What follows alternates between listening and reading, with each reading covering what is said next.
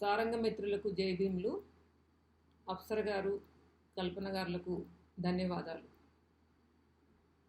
పీడిత సమూహాలు ఎప్పుడు కూడా తమ అస్తిత్వ పునాదిపై నిలబడి పోరాటాలు చేయాలి తప్ప వారు ఆధిపత్య వ్యవస్థల్లోకి వెళ్ళి చేయడం వల్ల ప్రయోజనం లేదని చెప్పేసి పీడితుల అస్తిత్వ చైతన్యాన్ని ప్రారంభించి దక్షిణాదిలో ఆయన ఆది ద్రావిడ ఉద్యమం, తర్వాత శాక్య బౌద్ధ సమాజ్, ఈ రెండు సంస్థల ద్వారా ప్రజల్ని చైతన్యవంతం చేసినటువంటి ఒక రకంగా చెప్పాలంటే బ్రాహ్మణేతర తాత్వికుల్లో ఆద్యుడని చెప్పేసి చెప్పవచ్చు.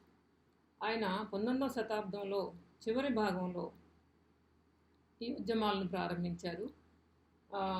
1898లో ఆది ద్రావిడ ఉద్యమాన్ని, అలాగే శాక్య బౌద్ధ సమాజ్ని ఆయన సైమల్టేనియస్గా ప్రారంభించి ఇక్కడ ముఖ్యంగా దక్షిణాదిలో ఉన్నటువంటి పీడిత కులస్తులు, పరయాలు, వారు హిందువులు కాదు, వారు ఆది బౌద్ధులు అని చెప్పేసి ఆయన ప్రజల్లో ప్రచారం చేసి గొప్ప ఆత్మగౌరవాన్ని ప్రోధి చేసినటువంటి తత్వవేత్త.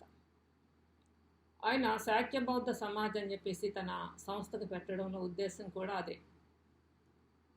వారు ప్రాచీన బౌద్ధులు అని చెప్పేసి చెప్తూ వారికి ఇక్కడ ఉండేటువంటి కుల వ్యవస్థలో వారు భాగం కాదు, అలాగే వారు హిందువులు కూడా కాదు, ఇది ఒక ప్రత్యేకమైనటువంటి సమూహం, ఇది క్యాస్ట్లెస్ బుద్ధిస్టులు వీళ్ళు అని చెప్పేసి ఆయన బ్రిటిష్ ఆఫీసర్స్ లేకపోతే బ్రిటిష్ అడ్మినిస్ట్రేటర్సు సెన్సస్ వర్క్ని ప్రారంభించినప్పుడు రెండవ దఫా సెన్సస్ వర్క్ బిగిన్ అయింది 1881లో. అప్పుడు ఆయన అక్కడ పరయాలని హిందువులుగా రికార్డ్ చేయొద్దు, వారు బౌద్ధులు, వారిని బౌద్ధులుగా రికార్డ్ చేయండి, లేకపోతే ఆది ద్రావిడులు అని చెప్పేసి రికార్డ్ చేయండి అని చెప్పేసి వారికి మెమరాండం సమర్పించారు. ఆ తర్వాత ఆయన కృషి ఫలితంగానే పరయాలని ఆది ద్రావిడులు అని చెప్పేసి రిజిస్టర్ చేయడం జరిగింది. ఇది ఆయన కాంట్రిబ్యూషన్. అలాగే ఆది ద్రావిడ ఉద్యమం ద్వారా పండిత్ అయోధ్యదాస్ ఎన్నో సాధించారు. నీలగిరి ప్రాంతంలో ఆదివాసీలను చైతన్యపరచడంతో ప్రారంభమైనటువంటి ఆయన కృషి ఆ తర్వాత రాష్ట్రం అంతా అనేక ప్రాంతాల్లో విస్తరించింది. ఆయన 2 పత్రికలు ప్రారంభించారు. వాటిలో ఒరు పైసా తమిళం చాలా ముఖ్యమైనది. ఒరు పైసా తమిళం ద్వారా ఆయన విస్తృతంగా తన భావాలను ప్రచారంలోకి తీసుకొచ్చారు. అది కేజీఎఫ్లో కోలార్ గోల్డ్ ఫీల్డ్స్ నుంచి ఎక్కువగా వచ్చేది. ఆ తర్వాత ఆది ద్రావిడ ఉద్యమం ద్వారా పండిత్ అయోధ్యదాస్ బ్రిటిష్ అడ్మినిస్ట్రేటర్స్కి అనేక మెమరాండమ్స్ సమర్పించి వారికి తమిళనాట పరయాలకి ముఖ్యంగా స్థానిక బోర్డ్స్లో, జిల్లా బోర్డులు ఇలాంటి వాటిల్లో ప్రాతినిధ్యపు హక్కులు వచ్చేలాగా కృషి చేశారు. అలాగే వారికి భూమి మీద హక్కులు వచ్చేలాగా చేశారు. వేలాది ఎకరాలను పంచమీ ల్యాండ్స్ పేరుతోటి వేలాది ఎకరాలు దళితులకు దక్కేలాగా ప్రభుత్వం నుంచి కృషి చేశారు. ప్రభుత్వం ఇచ్చింది. తర్వాత ఈ పంచమీ ల్యాండ్స్ని తమిళనాడులో ప్రభుత్వాలు కానీ ఆధిపత్య కులాల పెత్తందారులు కానీ వాటిని క్రమంగా ఆక్రమించేసుకుని తమిళ దళితులకి కనీసం శ్మశానం లేకుండా చనిపోయిన వారిని పూడ్చిపెట్టుకోవడానికి 6 అడుగుల నేల లేకుండా చేసిన పరిస్థితి మనకు తెలుసు.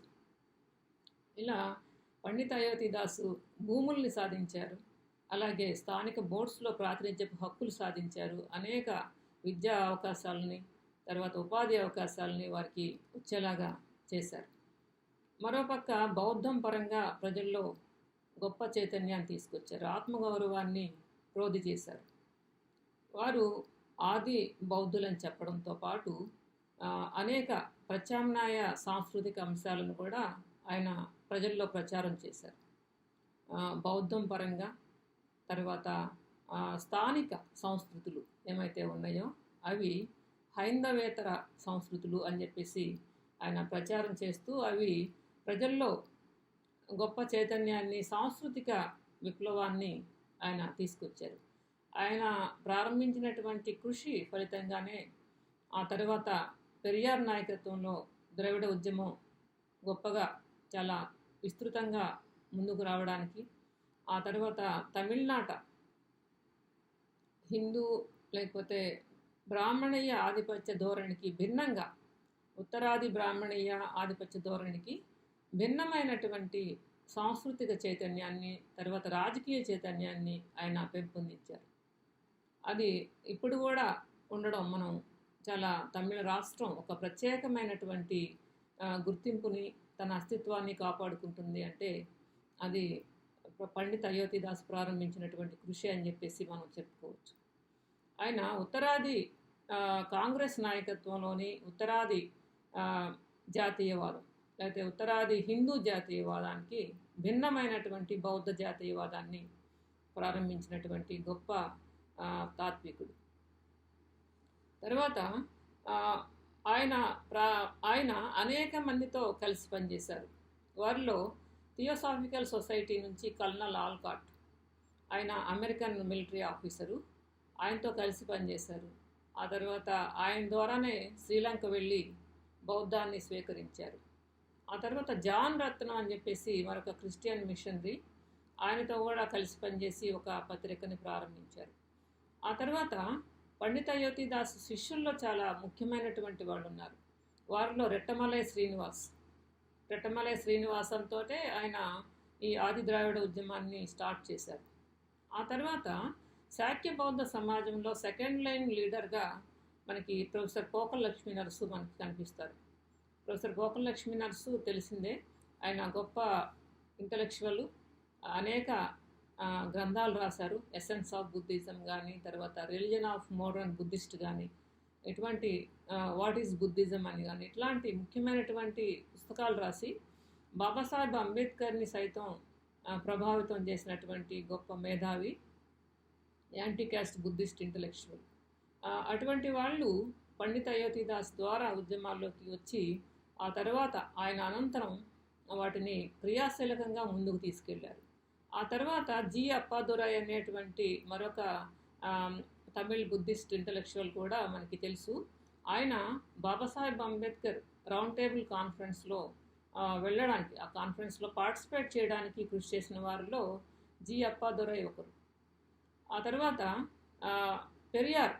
పెరియార్ రావడం, పెరియారు చాలా విప్లవాత్మకంగా ఈ ఉద్యమాన్ని తీవ్రతరం చేయడానికి కూడా పండిత్ అయోధ్యదాస్ ఇచ్చినటువంటి తాత్వికమైనటువంటి భూమిక ఎంతో పనిచేసింది. ఆయన పెరియార్ 1932లో ద్రవిడ ఉద్యమాన్ని పండిత్ అయోధ్యదాస్ క్రియాశీలకంగా పనిచేసినటువంటి కోలార్ గోల్డ్ ఫీల్డ్స్ నుంచి ప్రారంభించడం మనం చూస్తాం.